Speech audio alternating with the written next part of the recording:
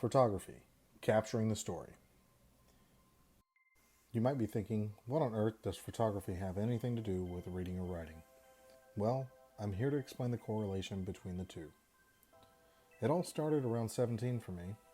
I found my love for storytelling, and until that age I absolutely hated reading and writing. So, I learned how to tell my stories through photographs. And this is my story. My junior year of high school started off as the rest of the years that came before. A new school, a new location, and a new me. Growing up a military brat, this was nothing new to me, and I had been to different schools almost every year.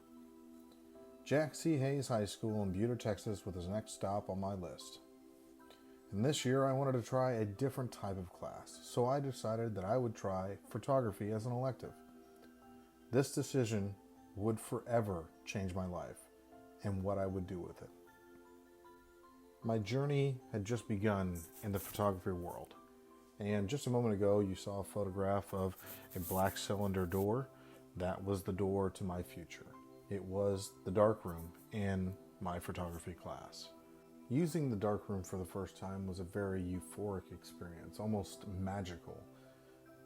Being able to take an image that I had seen with my own eyes and put it on paper for the rest of the world to see was unbelievable. And this is what drove my passion to share photos and tell a story using only an image. After that, I grew to understand the meaning of the phrase, "A picture is worth 1,000 words." And from that day on, I was taking photos of all kinds of things in my life, from street signs to my friends doing crazy things.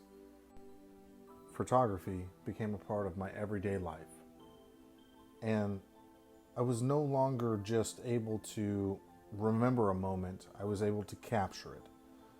I was no longer just remembering it in my head. I was able to look at the photo and go back to that exact time and enjoy the memory before and after the photo was taken.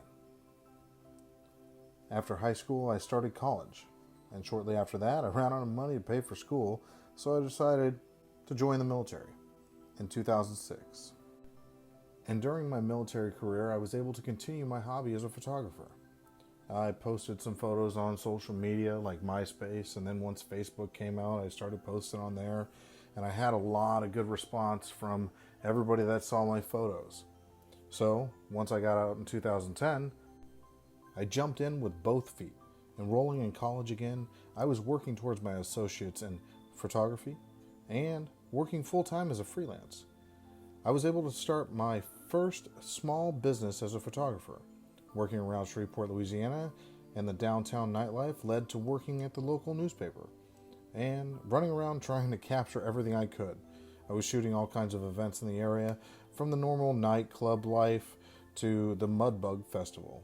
I was living the dream. I was becoming the go-to photographer in town. I was even published in a few magazines and a ton of websites.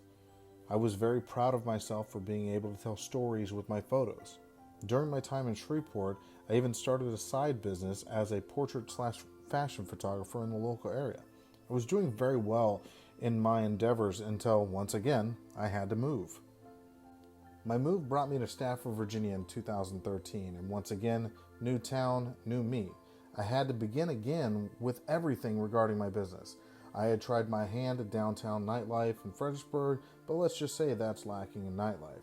There is a ton of history and some truly beautiful buildings, but instead I decided to become an established portrait photographer. After only being in the area for 5 years, I was even able to apply at the White House as the lead photographer for the Vice President of the United States. I was so nervous, but beyond proud of my ability to tell a story with my photos. The idea of having the opportunity to capture history and to have my photos in the National Archives was exhilarating. Due to my disabilities from the military and being unable to commit to the rigors of the job, I was unable to take the offer. And I'm still very proud of myself for earning the opportunity to interview at the White House. But this is kind of where my story ends for right now. I'm still currently a professional photographer in the local area and still able to tell stories of my clients through their photographs. So, thank you very much and have a great day.